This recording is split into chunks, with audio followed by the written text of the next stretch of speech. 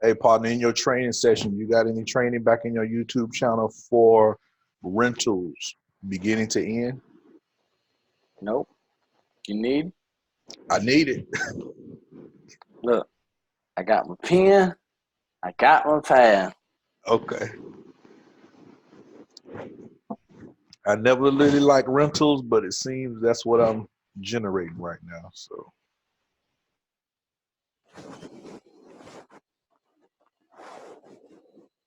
I remember what we did on the other one and the ones I did in the past, but you know, I got cobwebs on that stuff. Got it. It'll be up this weekend. It shall be done. It'll probably be done today. But if I underpromise and overproduce, then you'll love me even more for it. Listen, all I know is that I let you know what you be need, and it'll get there. I It, see it eventually, but it'll get there. so it will absolutely get there. Yeah, because Um, I can go back and look at my look at the other ones from the okay, past and follow that. okay, good stuff. Well, good morning, gentlemen. Super excited that you all are on this morning. I've got some stuff that I want to cover, but first, I just like you did, I want to know what you all are seeing, what you all need in your businesses. Any questions that you all have, feel free to go ahead and shoot that out right now. What do you guys got? Anyone have anything? Only thing I'm seeing right now is a lot of people requesting rentals and maybe visually viewing and going by taking views of vacant homes. So Now, haven't got now, anyone sign any representations yet. I'm just being a concierge service. okay, now you, but when you talking about seeing, taking views of vacant homes, are you going out and doing the videos, or are they going with you? So, No, they're going there. I'm doing the video myself, or either we're doing the FaceTime, something like that.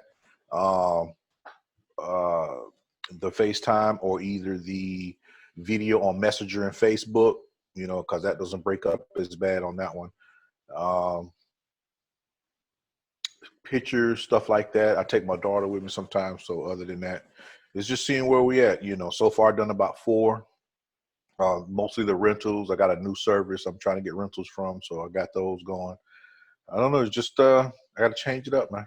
now That's where you we be at. on that. This is something that I told Charles, or that I advised Charles to do. I know that he's always out with clients, or he's viewing, previewing vacant properties.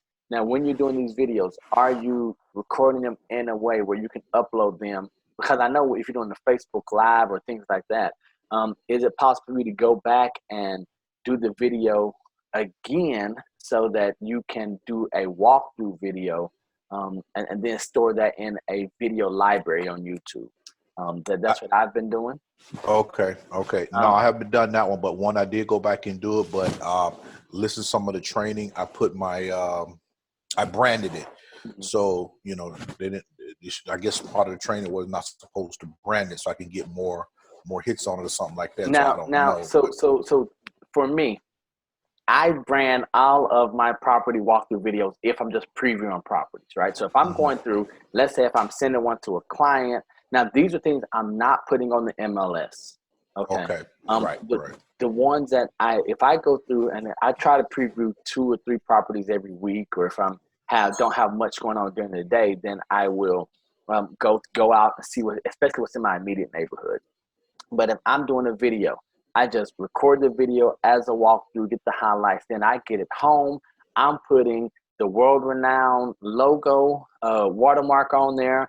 I'm putting the world-renowned outro on there. I'm putting the bow-tie beard outro on there, because my purpose is to upload it to YouTube, so that if someone goes, they can just see the type of properties that we preview, the proper type of properties Mhm. that we have access to. But then I also use that when I'm dealing with, like right now, people had to try to figure out how they're going to work with buyers and renters. I would say, well, hey, here's what we do. We go out, and if there's a property you're interested in, we'll go out and we'll do a property preview video just like this one here. So I would just send people different property videos, right? These are the same ones that I'm posting on my Facebook page. When people, and I'm asking questions. So I want to remember, we want to try to maximize the use of every single thing we do. If you're already at a property, if you really have a client interested in looking, And now this is, once again, this is if they're not there with you, because we don't want them, you shooting a video ignoring them, Right. right? Right. But Right. if you're there at a vacant property, at a property where you're doing a video anyway, use that video over and over. And I just love putting it in the YouTube playlist. For mine, it says property videos, YouTube playlist. And I'm never putting the address, and little things. I don't put the address. Mine is just so people can see property, but then I can always go back, and that's a video that I can always share on, like, on yesterday. I put a video up of a property that I had recorded a while ago, and I said, could you see yourself living here, or is this too much? My mom responded, it's too much, it's too big.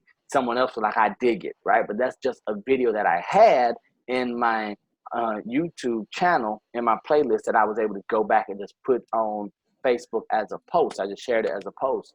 And that's something that I think the more properties you have, the more video you have in your library, when you need it, you can go back to it, and you can highlight and show people the quality of property, especially if you're going to be, if you can get into some, $500,000, $600,000 property, maybe 800,000. That price range, I see that people will still, agents and sellers will still put the properties on lockbox and be vacant, right? Anything more than that, they're going to be a little reluctant to.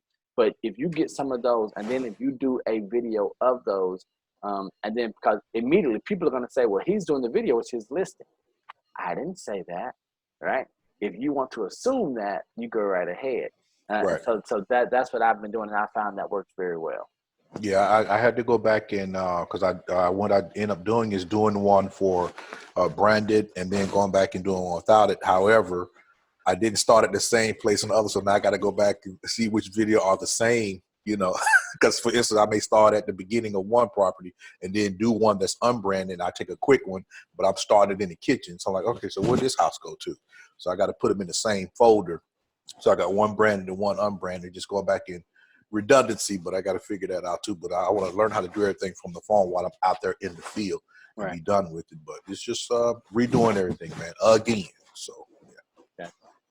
Okay. Anyone else have anything else? Either that they're seeing. Oh, go ahead, DeAndre. I got a question. Hey, everybody. So when it comes to clear cooperation and advertising other people's listings, that's still something we can do without violating that? Okay, so understand, clear cooperation and okay to advertise are totally different. Clear cooperation is disclosing and marketing. It has to do with marketing a property to the public. That's what clear cooperation is. So clear cooperation says that we cannot put a sign on the property. We can't put it in the, we can't put it on any social media, anything like that, until it is, and well, once you market it to the public, that's a sign, any website, any social media, it has to be in the MLS in 1 business day. Okay, that's what clear cooperation is. Unless it's one of the excluded properties, one of the exempt properties types like vacant land, commercial properties. So unless it's one of the exemptions, or if it has a real quick, hold on, let me see what I'm doing. Or so it can be excluded, or the property can, or the seller can sign a exclusion, and then it's an office exclusive, right? So that means that you still can't market it to the property. That's when because an office exclusive is what we used to call pocket listings, right? So that's what clear cooperation is. Okay to advertise is back in the MLS. What I'm talking about is not advertising a property. I'm not talking about going out, doing videos, doing photos, and then saying, hey, purchase this listing, rent this listing. The way I do it is I'm going out and say, I was previewing this property with 3 bedrooms, 2 bathrooms for a client in Maryland, right? I got it. And then I just share it, right? I'm not putting it on something like Craigslist. I'm not putting it on other party websites to get leads. I'm just doing photos on Facebook, Instagram, video like that, and then for properties like this, right? So we're not trying to generate leads. We're not trying to advertise that listing. As long as you don't advertise that listing, then you should say, well, I was just sharing this as a part of my business, showing people what I do, not the property itself. Okay, so not putting the address and all that kind of stuff. Yes. Okay, I got you. Okay. Anything else from anyone else right now? All right, so what I want to share with you all is, I mentioned this on Monday's call, is I see us getting prepared or being in a position. Well, I do want to remind you that yesterday market stats came out. Okay, market stats for the month of April. This is important because these market stats will reflect what happened amidst COVID. Okay, so look at the market stats, share the market stats today. I would say by Tuesday at the latest. Share something from the market stats just so that we can be, because everyone's trying to figure out what's going on, what's happening with the market. We do want to be able to share that with them, and be perceived as an expert. What I am going to also remind you is that Monday is a holiday, Memorial Day. If there is, if there's any marketing, any outreach piece that you're going to do, then go ahead and get that done. If you're going to take it over here, please, quiet, or outside. If you're going to do any marketing, then make sure that you can get that done between today and Monday. But there is an opportunity there. Now, as I was saying, there has been a progression in us as agents. I see it happen. I see it from the numbers. I see it from the activity. But then also I just see it, that sixth sense, that intuition, right? And I believe that we are moving and trending towards the part of being ready to start working with more affluent clientele on a consistent basis, right? Just getting in the right rooms with the right people. So on these calls on Mondays and Fridays, I do want to just introduce nuggets to you all for tips, for best practices of how we can really start to, get in those better circles. And I am, like, one of the things that I'm doing is, of course, I'm reading all the time from Dr. Thomas J. Stanley, just understanding the mind of the affluent, the mind of the millionaire, their practices, what they're doing. Matt Oxley and the Oxley Institute is something else. But then from the Institute of Luxury Home Marketing, I'm going to share my screen with you all right now, because what I want you to see is in this report of how to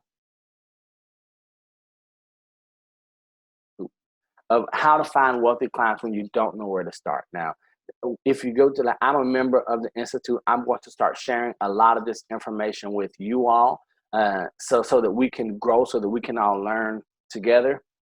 But the first line here, now this is from September 2019. What we found, even now, the principles still stay the same. 7-8 months later, finding wealthy clients to work with is a lot like finding traditional clients. The key to find where your client is put yourself in front of them. We all know that we have to be where the people are. And so these are a couple of ideas, couple of tips for working with affluent clientele, how to get in front of them. And then it says, work on becoming a resource. This is what I'm always talking about over and over and over again. Before we go out and call ourselves an expert, before we go out and start networking with individuals, we need to make sure that we are a resource first. What does that mean for buyers or sellers in the luxury market? Now, I know I told us that we need to know list price, sales price ratio, months of inventory, and then days on market for our niche or our market that we're serving right now. If we're going to go into the high-end market or to the luxury niche, I'm going to ask you to do the same thing. Current local market stats and trends. That's the first thing that they put on there. This is from the Institute for Luxury Home Marketing. This is not from Neil, right? The very first thing, if you want to be a resource and if you want to excel, know the current market stats, right? I'm going to share with you all what's happening, or I'll start sharing the report with you all for Fort Lauderdale area, for Miami-Dade, and the Palm Beaches. Those are reports that I'm getting monthly. I'll share those with you So now, as we're growing and as we're looking, we can say, okay, I know what's happening here. So when Charles is over in Weston, he'll have an overall idea of what's happening. When Yubi goes down to Pinecrest, he can say, okay, well, here's what's happening. DeAndre, when you are over in Sunny Isles talking about the condos and everything, the luxury transaction, or in South Beach, we'll have an idea, right? So just make sure that we're diving in, that we're looking at the relevant market stats and trends so we can know what's going on. We don't want to rely on the real deal. We don't want to rely on Inman. We want to look at the stats, but then also we want to be able to go in and pull stats ourselves from Sun Stats. So luxury are what are some marketing strategies right now? Facebook Live, especially during the COVID season and the safe at home orders. Facebook Live really exploded.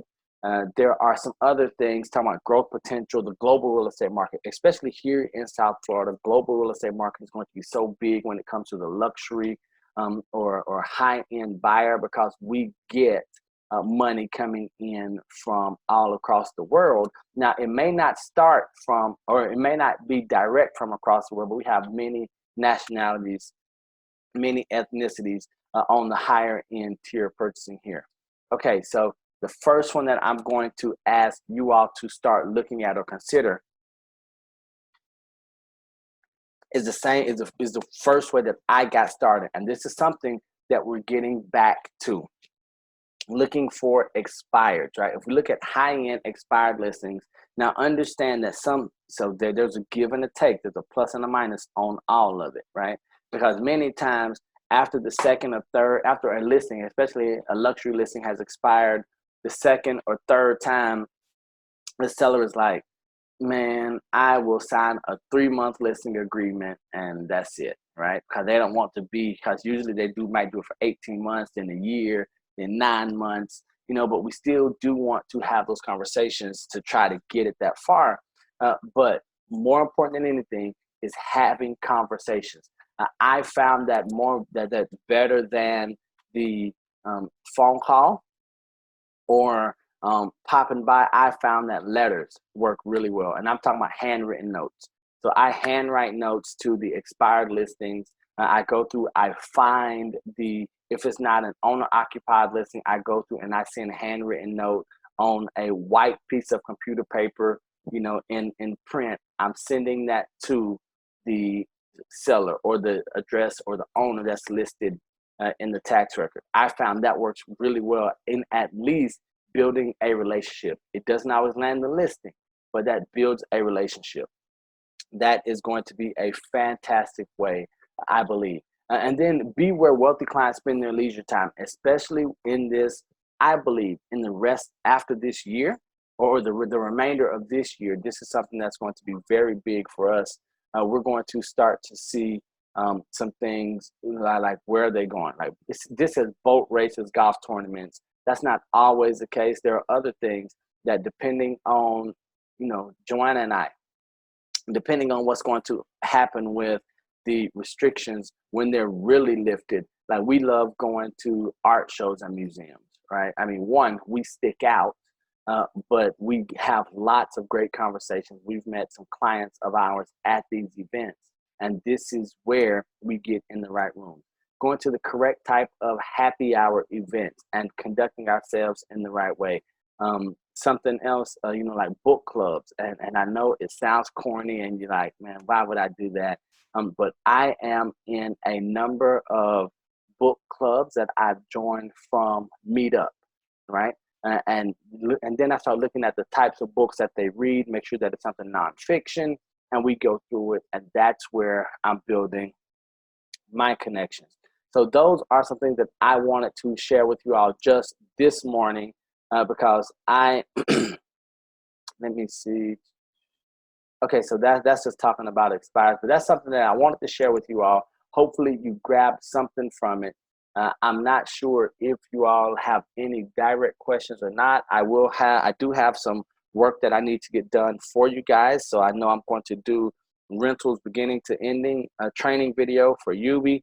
I've got an investor spreadsheet to get over to Charles. and then I'll be sharing the luxury market stats with you all. I will be putting those in a folder on the Google Drive, and then I'll just update those every month. So that way you all will know where they are. I'm going to encourage you once again, look at the market stats that were released yesterday, see what you're going to do with it. If you're going to just take excerpts out, I know that, Florida Realtors has already started sharing the information. NAR has shared the information. Miami did something with Linda Fernandez yesterday already on Zoom, because this is the question that everyone is asking. What happened to the market as a result of the pandemic, right? So the April numbers are the ones that are out. This is where we're really going to see the impact that it had. Take a close look on a couple things we want to see is the amount of active inventory, right? Because we know that we were already in an inventory slack market. What happened when when the pandemic, how many of those properties really went temp off the market? Did we see a lot of them or not? I know Yubi says we saw one too many because his went temp off the market, right? Amidst all this, and can't be seen because the sellers were uneasy. And so that's where we want to know what's happening, and we want to report that. So that's all I have. Anyone have anything that they want to share or comment on? Hey, are you going to use market stats from the Luxury Institute? Because that's where I'm getting that stats from. Yes. So what I'm talking about on there? Yeah. So yeah. I'm using the Luxury Institute. I'm using those market stats. And so that's what I'm going to be putting up, and I'm going to be sharing with everyone today. Here, as soon as this call is over, I'll have that up. And here's what I want us to understand. So the Institute, they only get what is reported, right?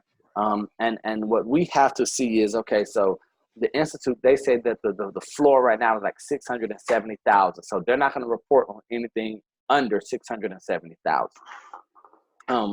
Depending on single family, condo, townhouse, all that, and then the different areas. But I found that at least having some information, and it's from a trusted source. And so once we're using relevant, accurate information from a trusted source, and we're the one reading that information or sharing that information, that's what makes us the expert. So I think that's fantastic source for information.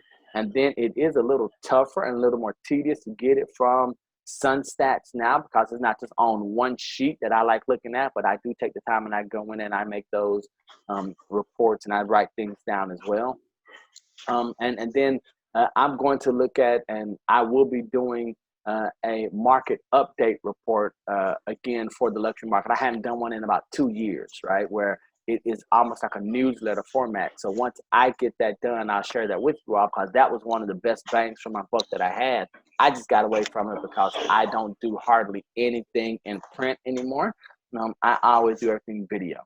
But something that was received to everyone's email, not snail mail, but to their email, was the market update report. And that's where, with the hyperlinks and everything in, that's what everyone was, or in my sphere, especially on the higher end, they were reading that, they were giving me input. We would include things like the top 5 sales, the same thing that the Miami Herald and the Sun Sentinel do. What were the top 5 sales in Broward over the past 2 weeks? What were the top 5 sales in Miami-Dade over the past 2 weeks, right?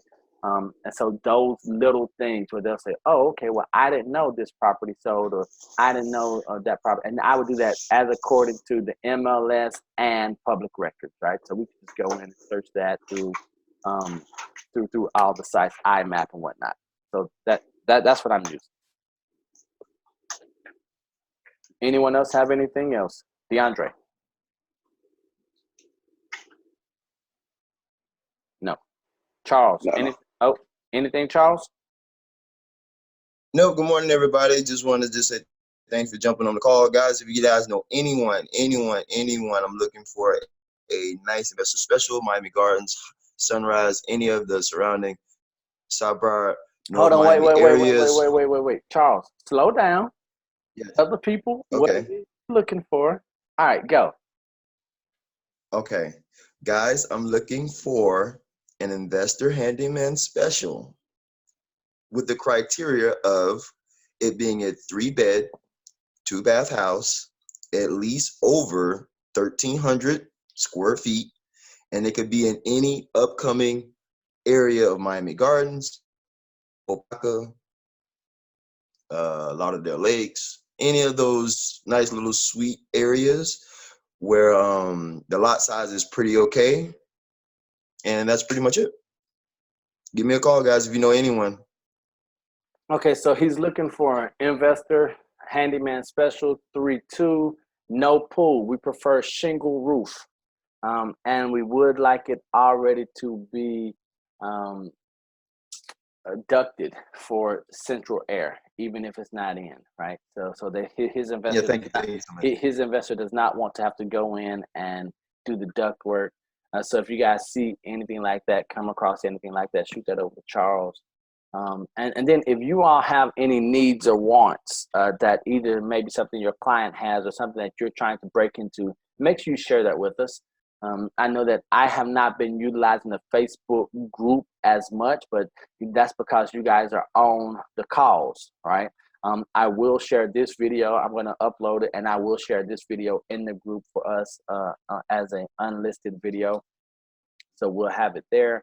But anything else you guys need, make sure you let us know. Anything that you're trying to do, let us know so that we can support you guys. If you have not done, or if you're interested in and have not done either your PSA certification, pricing strategy advisor, or your ePro certification, go ahead and jump on those because you have 9 days left for the class to be free and the application fee to be cut in half.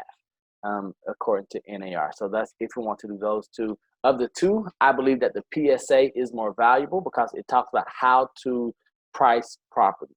And that's the most valuable skill next to opening your mouth and talking to people that you can have in this industry, knowing how to price and value property. That's all I've got for you guys. Are we good? We're good. All right, gentlemen, I love you guys. Don't be average, be world renowned. Yada, yada, yada, blah, blah, blah. You all know it. Go do it. Take care, guys.